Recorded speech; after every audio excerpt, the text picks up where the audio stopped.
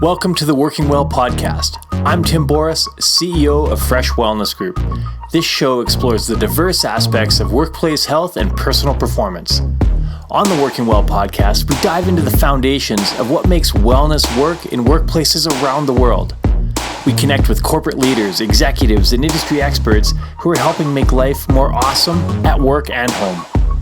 Join us to learn workplace wellness best practices, personal performance tips, and access resources to jumpstart your personal and corporate programs. Charmaine Hammond is a professional speaker and author on resilience and collaboration, and now she's also the executive producer of the Back Home Again film. She lived in Fort McMurray for 15 years and had the opportunity to work on resilience and recovery activities with organizations and school divisions following the Fort McMurray wildfires. Charmaine is an expert on conflict resolution, resilience, positive mental health, and team collaboration. Charmaine helps teams communicate effectively, build trust, and work better together. Michael Mankowski was born and raised in Fort McMurray, Wood Buffalo. He is owner and operator of Alien Cow, formerly known as Wood Buffalo Productions, an award-winning production house based in Alberta, Canada. Michael is a graduate of the University of Lethbridge, Bachelor of Management, and Vancouver Film School 3D and Animation program. Charmaine, Michael, thank you so much for joining me on the Working Well podcast. I'm excited to have you here. This is really awesome. Charmaine, we haven't caught up in a long time, and Michael, first time meeting you, so I'm looking forward to hearing about this exciting project that you have on the go. Tell me about this film. It's being released in the fall, is that correct? Yeah, thanks, Tim, for having us on. It is released in the fall. We've been working on this for 5 years, so we're very excited to kind of put this out in the world. And we've submitted to 30 film festivals, so we're still waiting to hear back on which ones we're going to be premiering at, but we're very excited. Excellent. So 5 years in the making. This is a big project, and it's a bit of a labor of love. Tell me where it started from and how it came to. Prior to the wildfire, I was running a video production company in Fort McMurray, where I was born and raised. And I just, won Best Short Film in the Alberta Film and Television Awards, and was kind of gearing up to do my first big feature film. And ultimately that was taken away, and I was evacuated like everyone else. I was actually on the line getting ready to, prep that movie, and was evacuated from my community. And after that, I was given the opportunity to work with the Red Cross and be one of the first to come into the community and film testimonials of people that were affected by the wildfire. And I recorded over 200 testimonials during that time, as well as the 1 year, 2 year anniversary, and 2 documentaries for advice. And I would have done the majority of the community videos around the 2016 wildfire. And that's, shortly after that, I met Charmaine and had the opportunity to pitch for this project, and we've been working on it ever since. Very cool. 200 testimonials. It's a lot of footage to go through as well. Yeah. It was a very interesting process because I would film a lot of these videos, sometimes even for other companies. And I found when I did like a little documentary or a video here and there, sometimes it wasn't an accurate representation of our community. So I had a lot of powerful untold stories. So I wanted to take those and tell them from the perspective of animals and what it was like to go through and be evacuated, to be separated from your home and eventually come back and rebuild. And so tell me a bit about some of the testimonials that you heard. Obviously, it was a massive fire and traumatic experience for everyone involved, but what types of really interesting and unique stories did you hear? I got to hear everything from, the mayor, head of Red Cross, all the firefighters, teachers, Indigenous leaders, fur traders, and everyone in between, just families that were affected. It ranged from, you could talk to a family and a child would tell you about all things lost in his bedroom, or you go to a school and you talk to a teacher and she's devastated because she's gutting the classroom, throwing out all the kids' stuff. She can't give it back, throwing out all the, the memorabilia, the mascot, all the awards. So the sense of normalcy and all the things that we remember, it's gone. And or, I talked to an Indigenous fur trader, and even if we rebuild his home, his way of life is gone because he can't get the animals to come back. So it was, it's very powerful. And actually through that experience, I ended up healing. I was struggling a lot of myself. I was affected heavily by the wildfire. And I really felt this was kind of like I noticed that I started healing through this process, and I wanted to create something, as a way to have a conversation around mental health. And yeah, that's of course massive mental health challenge. And what lessons did you come out of that with, or what healing process did you and the whole community go through? I know like there were a lot of people out there that watched that from a distance on news and you see the news clips, but to really be there and experience it, Yeah, obviously very different. I think it brought us together. It was just everyone in the community had a shared experience. And I think we're all closer because of it, where everyone's like now a neighbor with one another. So I really felt even the people that were extremely affected, like, and so much actually, not even just our community, but across Canada. Like, I just remember the simple thing of like, I'm evacuated, I'm in Edmonton, and, just can't even describe all the things that are going through my head. And like someone comes over and buys me a beer, and that simple gesture of like how much that meant to me at that time. And there's everyone who has that story in our community, like someone who gave them gas or someone who let them stay in a condo for a bit. Like it really was, help across the country. And yeah, so I think it was that shared experience that brought us together. Yeah. And Charmaine, how did you and Michael meet, and how did you start to collaborate? This is one of my favorite stories to tell. I actually lived in Fort McMurray for about 15 years, not at the time of the wildfires, but I was actually called back by some of the social profit organizations and the school divisions to work with the community and organizations in their resilience and recovery process. And while I was there working with some clients, I was introduced to Michael. And at that time, this film was much shorter. It was about a 10-minute film. And when he shared his concept and his vision, or what I would call his big dream, I knew in that moment I was a heck yes. This project just spoke to me on so many levels. I loved the way that Michael talked about his vision of collaborating for this to be a community film. I get emotional when I talk about it, but Michael calls this his love letter to the community. And that's what he portrayed to me 5 years ago. But then there was the other part that was really important was the mental health component. And that Michael saw this project this film as one that could actually inspire people to talk about mental health, not only about mental health related to a forest fire, but mental health related to our everyday living, mental health in the workplace. And it's a topic. I've worked in the mental health field for many, many years, and those are tough conversations for many people to have. So that's how I met Michael. I also know Michael's mom and have worked with his mom on projects, and I didn't even make those connections when I first met Michael. So the story is really, it's been 5 years of working on this project, and it's changed and evolved, but it's one that I think will really help a lot of people have important conversations. Well, makes perfect sense now that you see it was a heck yes, because your professional background, mental health, resilience, collaboration with teams, and that's exactly what the community was going through.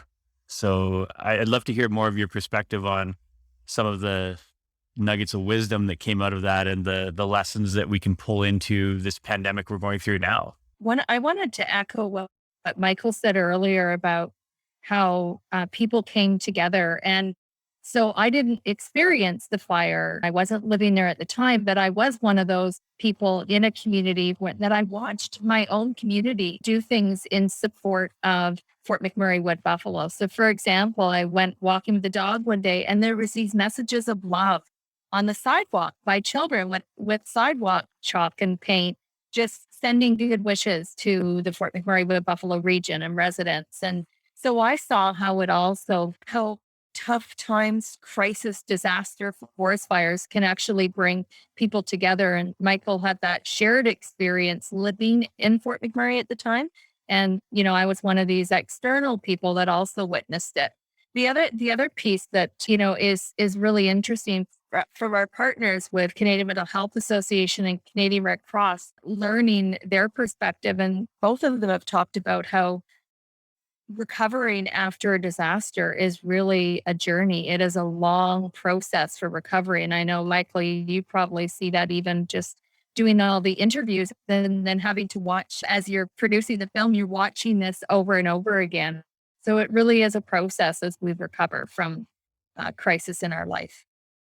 And yeah, I think does that process ever end?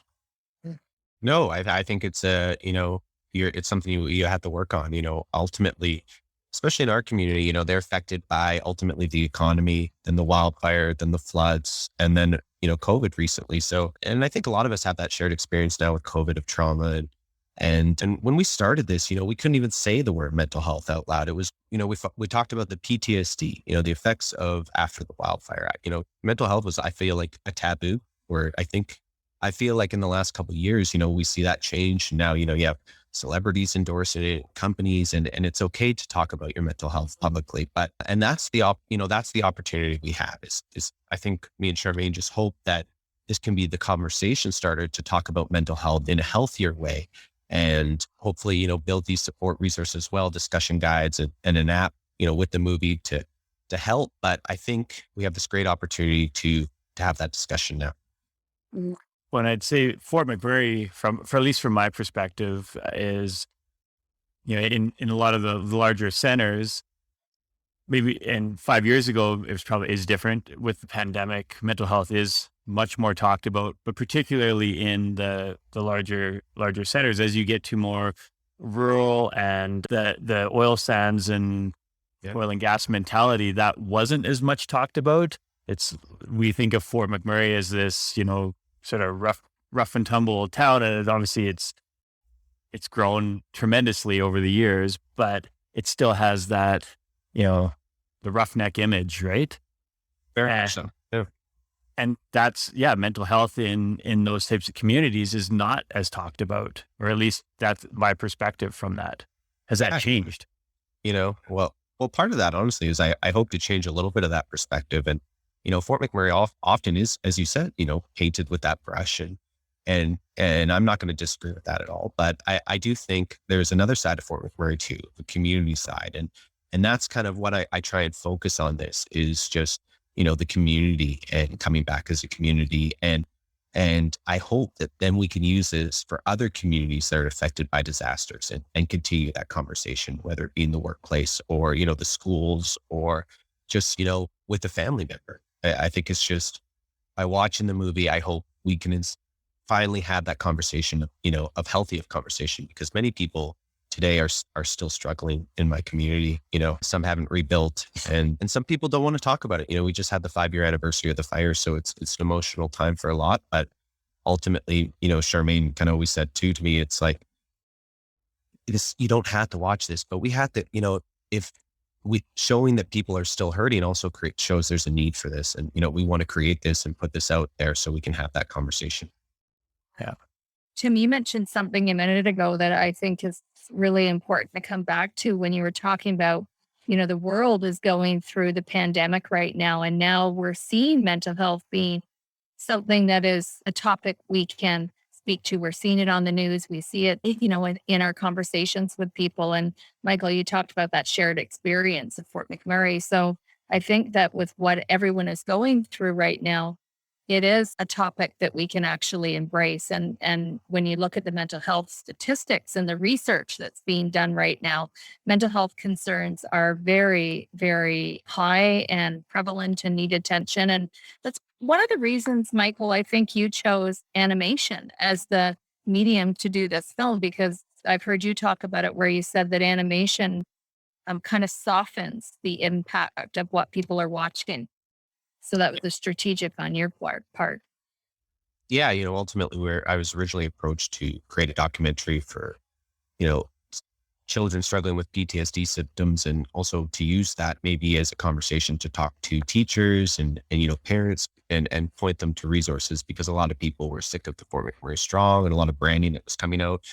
And, I thought a documentary was too heavy, for a lot of that. So I thought it was a great way to take those and stories and infuse them from the perspective of animals.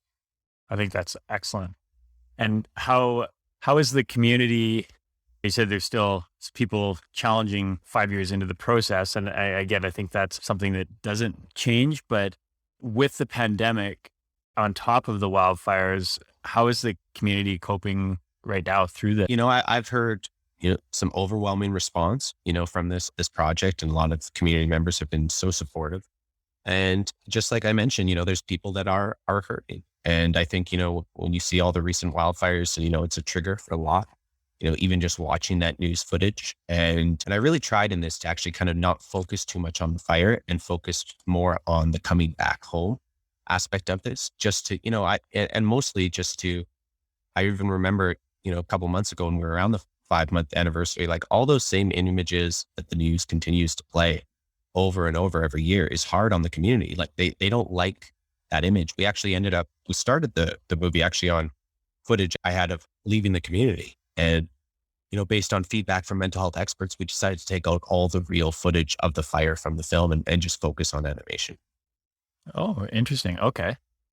And yeah, I can see how that would absolutely make a difference. You keep replaying one of the most traumatic experiences they've had over and over again. Yeah. And every year it comes out at like clockwork. And I know the news outlets are like, they're doing their part to tell the story today. And it's great. But ultimately, when I talk to the residents, I feel a lot of people are triggered by some of those images. Yeah.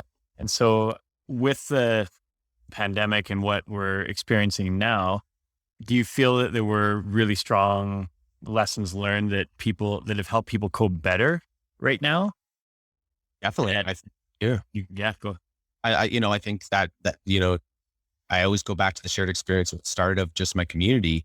And now we all have that, everyone is feeling some sort of, I feel like mental health, strain, or, understands trauma better, or, just everything going on in New York and everything. It reminded me even just of our community back when, COVID was going on. It's just, I think just shared experience around trauma. It opens the door for us to talk about this in any aspect. And yeah, I just hope to inspire people to talk about mental health through this. And I think we have, the time is now. Mm-hmm. Absolutely. And it's really a film about community too. And, Tim, your question got me thinking that right now, workplaces, for example, they're sort of, reorientating themselves to working together again. Some have these hybrid situations, but as companies and businesses and teams come together, there's all those issues that may be prevalent for them. And I love how Michael in this movie has just throughout has woven in the importance of community, because now that message is important too, in terms of a world where people have been physically distanced from one another. Teams are not necessarily working together in the same office. So I think these conversations are important for us in our family and our workplaces, and probably more comfortable now because we've all gone through this together in our own ways. Yeah. And the one thing I would add just super quick is those workplaces are ultimately at the end, I tried to represent them at the end of the movie. It's, you can't tell this story without industry. And when I came back, it's all the workplaces, the people that are at those companies coming out to do those fundraisers or do this, activity. And those were a lot of the videos I did. And at the end, I try and show like, a bunch of the animals kind of rebuilding and doing the homes. That's really just based off, different workplaces in the community doing different drives or, donating their time. So it's just definitely, and, we had some support recently, even just IKEA showing, little teasers in the IKEAs. So I think there's a lot of opportunity to work with some of the companies and, talk to employees and just engage others about our story. Absolutely. And Charmaine mentioned something, and I love how you said physical distancing, because there's still so many people out there staying social distancing, and community and our connections with people are so important, even if it is online via video or phone. Having that connection to the outside world is really important. Mm-hmm. And what are you seeing with companies in Fort McMurray and elsewhere about that connection as people start to reintegrate? I know I can speak to some of the companies that I work with in different parts of Canada, and it's been so interesting to hear the different ways that companies and nonprofits and government are bringing their team together in a way where people are not physically together in the office. And one of the leaders I spoke to, one of their most treasured times in this company, because this was a company where people are coming and going, but Fridays at 10 o'clock, people always found their way to the coffee room for 15 minutes. That was their one time to get together. And when COVID happened and they weren't able to do that physically in the same place, it had huge impacts on their team. In fact, it led to communication breakdowns, increase in conflict. So the leader made Friday coffee. So initially, I think she ordered lattes or something for some of the people and had it delivered from one of the delivery services. And now everyone just brings their coffee 10 o'clock on a Friday and they get together. And, I look at that example and I think it's great that they've been able to recreate what was important to the team. I've seen numerous examples of that. And of course, as people go back to working physically together in the same office, people will go through change. Again, another change. And we know that change and transition is tough for lots of us. And one of the other leaders I talked to, I thought this was brilliant. She said, we've really focused on reminding people about what's not changing. Our company values, our priority on wellness and health and safety. And so talking about what's not changing instead of always talking about what is changing. So I'm hearing some really interesting things that companies are doing to help employees return to work and have these important conversations and gel together as a team. What on the topic of mental health and wellness, particularly in workplaces, but communities as well, how is that conversation happening? And what have you seen as best practices that are really working for the companies that are doing it well, or the communities that are doing it well? Yeah. Some of the examples of best practices I'm seeing is when leaders or somebody on the team is taking ownership to make sure meetings happen. I remember when the pandemic came and people were working in hybrid or completely distanced formats, some people gave up those opportunities to bring teams together. I talked to one leader and she said her team had not had a team meeting for 4 months. And when I asked how they would meet when they were working together in the office, they met every other week. And so I thought, wow, and so as soon as she was able to start re-implementing those meetings, she saw that stress went down, communication improved. There wasn't as many balls being dropped, so to speak. They were more on target with productivity and their requirements. So I'm seeing that when people can recreate opportunities for team members to come together, to participate on shared projects, to collaborate more in the work, those things are working really well. I've also seen a lot of companies putting more, I don't know if it's interest, attention, or effort into reviewing policies around workplace wellness and workplace resilience. And that's really exciting for me because I know with this project and Michael's vision, when a company's policies and values support resilience, then it's more likely that they're actually going to have the conversations as a team. Mm-hmm. And how do you see that working in a hybrid workplace? If that collaboration and the meeting, ideally in person, how does that happen when some people are not in person? Yeah. How do we keep that connection? Yeah, virtual platforms are a great way. I mean, I even think about our own team, Michael. You and I have not seen each other for a long time, yet we communicate daily, Every day. often, Yeah. every day. And we do that through platforms like Zoom. Michael deals with all the animators and the team. And, we do that by virtual platforms like Zoom. We meet with our partners. So I think you can really recreate that well when you set it up that way. And we've been working this way on the project, really from the beginning. Yeah. I think you need, in some ways, it's the best thing that ever happened to us is this business. I think we could never have done this movie without, some of these things like Zoom and even just, all the animators are, overseas in places like, Guatemala or Argentina and the producers live in California and the actors live in California in different spots or, some people in New York and Charmaine's in Vancouver and I'm in Calgary. And how do you organize all these people and also cost, cloud services finally are affordable where we can put terabytes online. So it's like everything kind of led up to this moment, I think, in the last couple of years. But the one thing I do notice is you need good leaders because you don't like when you're in a big group with someone and you see them day to day, it's easy to see who the leader is because you have that shared connection. But when you are online, you don't, so you really need good people around you to make sure that kind of at least in this project, we tried to make sure everyone's an expert in their area and really kind of, do their piece. So you have to have almost an extra level of trust. And that brings me to the part of the resilience side. And a huge part of resilience is that the mindset of being able to see the positive side and take away learning opportunities and growth opportunities from your situation. So what have been the wins over the past 5 years?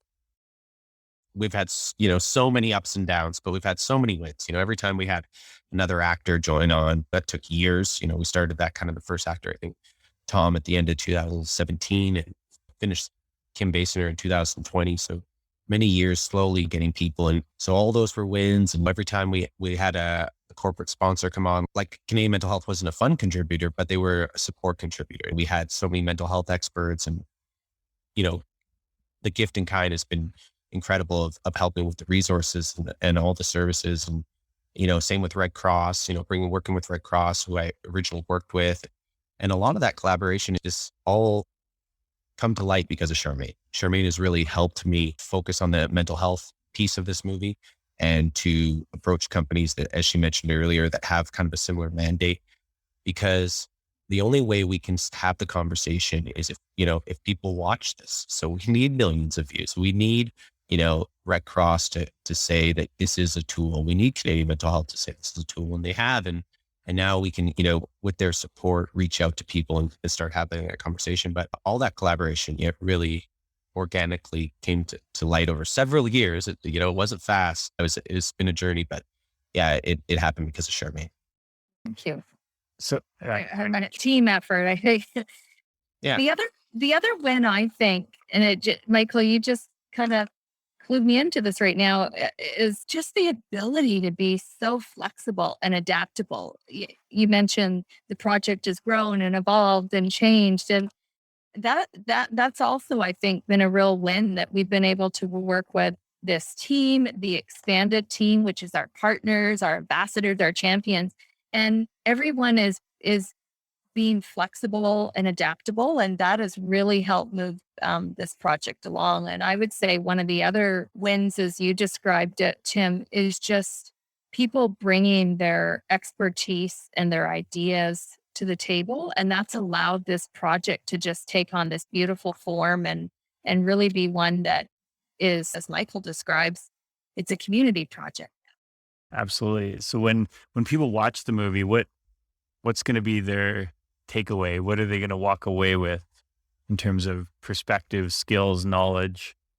Yeah. I hope we emotionally move you. I hope we make you laugh a little bit.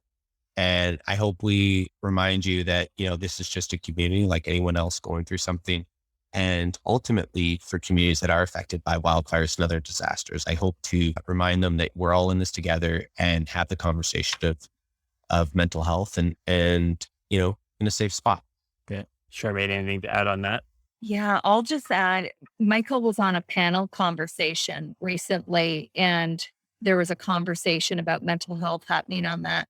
And I really remembered what Jen from Canadian Red Cross said, that we're not alone.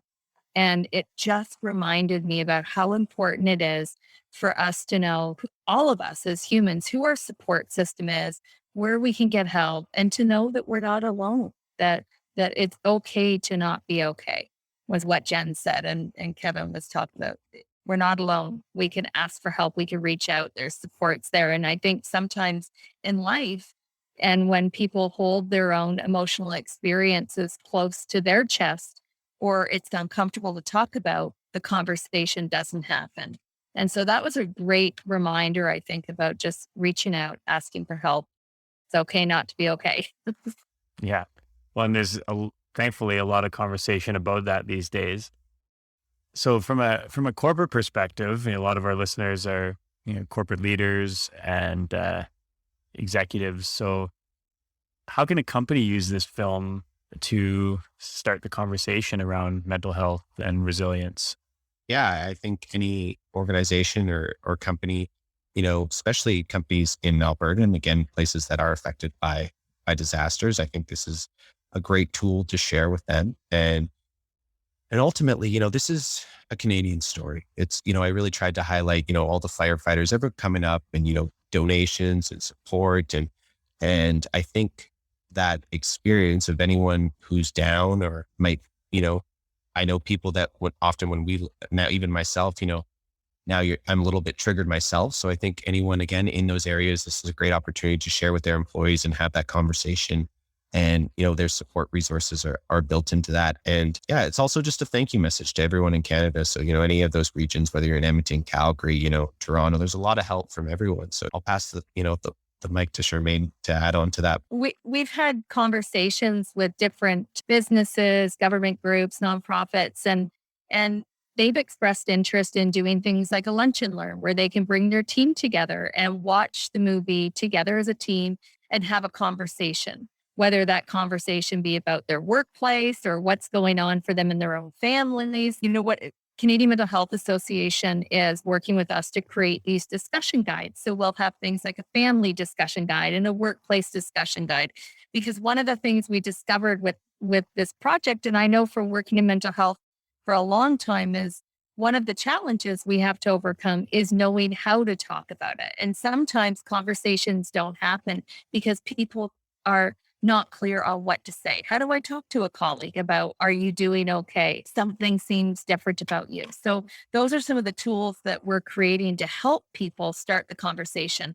I know when you and I first met, I don't know if you remember this, but one of the things that you talked about was that if moms and dads have these conversations, then they bring them home to the dinner table. They bring them home to the families. And that's our hope too, is that people will have these conversations in the workplace because then they bring it home and talk about it with their families. And that's where we start to see resilience build and change really happen. Yeah. The thing I'd add is, David from Canadian Mental Health Association always says some of the best, conversations and, mental health happens over, a cup of coffee or the dinner table. Right. So and that's, what we hope to do is have those conversations. I'm glad to hear that. Yeah. Because one of the biggest barriers to moving through a lot of mental health issues is just people feel awkward having that conversation. They don't, as you said, don't know how to approach it.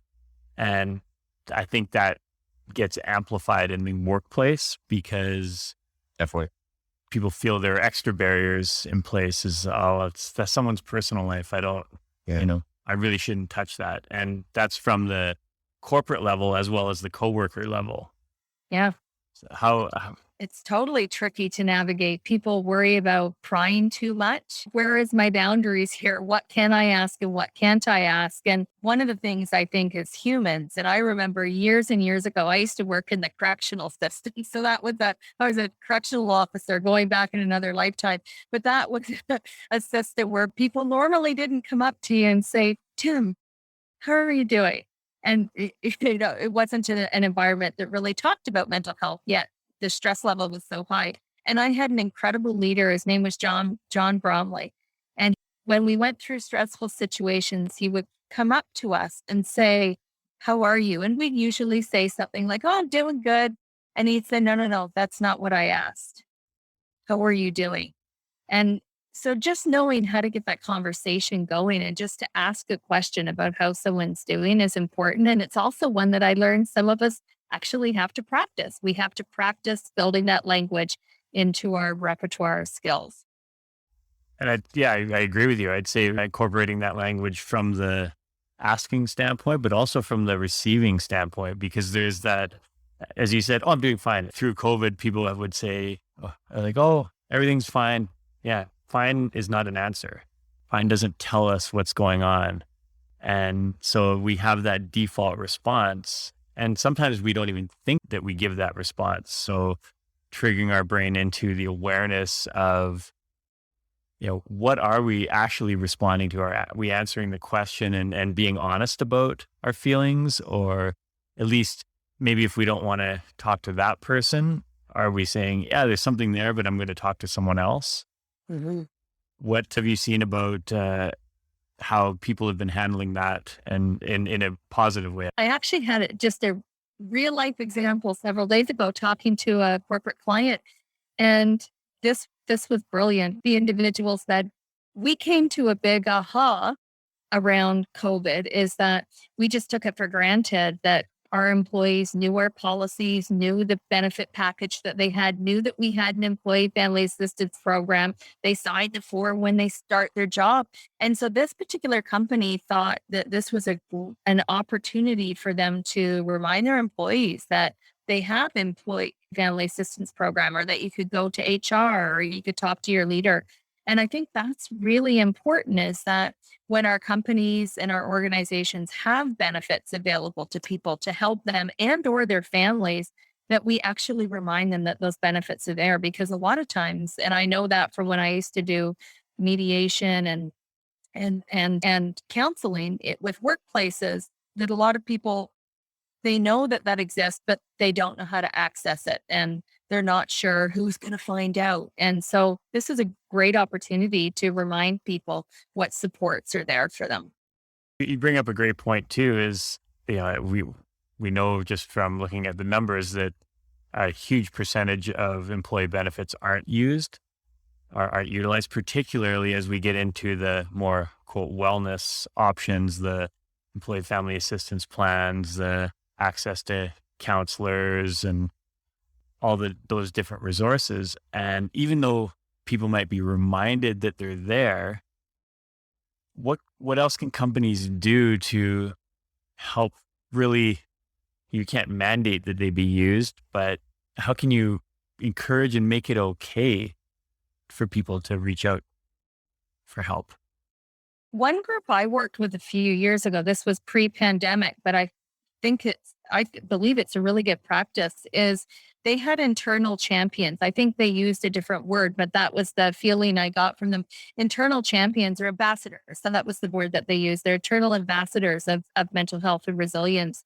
And these were employees, supervisors, people at all different levels in that organization who, their volunteer role in the company. So part of one of the projects they took on was just being an ambassador for the services. Another company that I talked to started writing about the different supports available in their company newsletter. They did a once a month sort of email blast to all their employees and so forth. And another company I was aware of, they actually set up their own internal, they called it their company name and their internal university, where they actually put a lot of resources. Some of those resources were links to resources from an organization like Canadian Mental Health Association, or to their own internal resources. And another one, I thought this was just exceptional. They had a weekly message that came on your voicemail from the CEO of the company. Every Monday morning at 7:00, he recorded a message and it went out onto all of the employees' voicemails. And it was just a message about taking care of yourself, or, resilience, or working together as a team. It wasn't about productivity or meeting our corporate goals. It was about the people. And I thought that was a great way. People looked forward to this message. I heard from employees that they loved Mondays. It started their week off with a reminder about how taking care of ourselves and wellness is really, really essential. Yeah, the one thing I would add quickly to that, I think, is sometimes you got to be creative too. I know of a company in Vancouver, just where a bunch of my friends, they used to get together to play hockey, and COVID was taking that away after work. You have kind of, so what do you do? So they came up with the idea, let's, every once a week or every 2 weeks, we get together and they play an online game together. You can have some drinks, you can talk to your coworkers a little outside of work. Because sometimes some of those conversations happen, as Charmaine's mentioned, like while you're having coffee or after, when you're staying late or whatever, that human connection. So is there a way to kind of have that, connection through something new? Yeah. I know a lot of, COVID cocktail hour and, coffee chats and things like that, the open house things, even some companies using breakout rooms to, Right. People can jump into a breakout room with someone else to chat. Yeah. It's not as ideal as in person, but it's more convenient for people who aren't in the office, but also creates that connection. Yeah, definitely. Now, obviously, there's so many areas we could dive into from a mental health, resilience, well-being standpoint.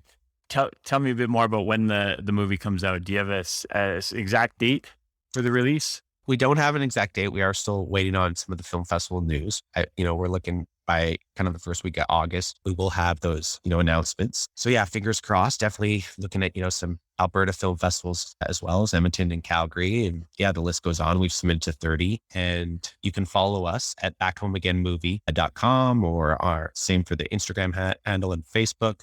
And we'll be releasing those announcements and a lot of interviews leading up to that time as well.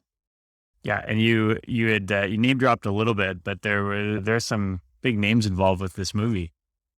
Yeah, we got some incredible actors that donated their time to this, and that's the big piece. Is this could never have come together. And we got Eugene Levy and Catherine O'Hare and Norm Macdonald and Bill Burr, and Kim Basinger, and Tom Green and Marlon Wayne, and Tantu Cardinal and Lauren Cardinal and Gordon Pinson and Ed Asner and Sherry Shepard and Howie Mandel. I might have missed one or two, I'm sure. But yeah, it's just an incredible cast that came together to tell this story. That is fantastic. And again, shows the power of community and people working together and collaborating towards a common goal. It's fantastic. Oh, thanks so much. And I'm excited to see the film when it comes out. The trailer is fantastic. And we'll post the trailer and the website link in our show notes. Amazing. As well as I'll throw up any other links that you want to go up there.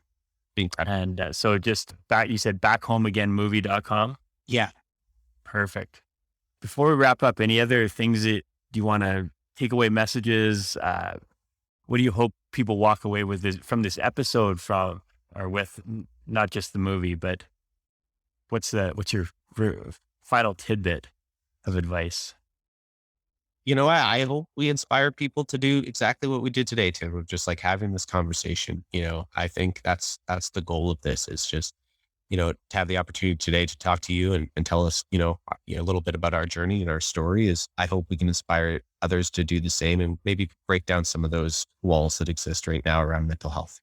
Absolutely. Charmaine? And I would just add to what Michael said to just take a few minutes today, every day, just to do something that honors your resilience, your mental health. And that'll be different for everybody, but just consciously making that effort and taking that time. Wonderful. Well, thank you both so much for joining me. This has been awesome. And I've really enjoyed hearing about the movie and the process and some of the tips of mental health and resilience that have come out of that. And I'm looking forward to seeing the final product in fall. Yeah. Thanks so much, Tim, for Thank you. time today. Thank you for listening to the Working Well podcast. If you enjoyed the show, don't forget to rate and review us wherever you get your podcasts. We love to hear your experiences and how you've applied tips from the show to your daily life. So please keep us posted on your progress. To stay up to date with new episode releases, make sure to subscribe to our mailing list by emailing podcast@freshgroup.ca and follow us on Instagram, Facebook, and LinkedIn. Thank you, everyone, for tuning in. And once again, I'm Tim Boris with Fresh Wellness Group. We'll see you on the next episode.